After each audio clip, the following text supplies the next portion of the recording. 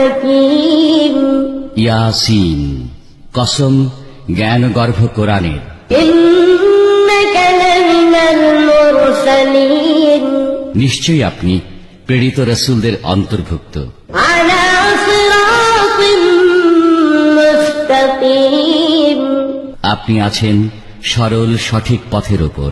تنزيل العزيز الرحيم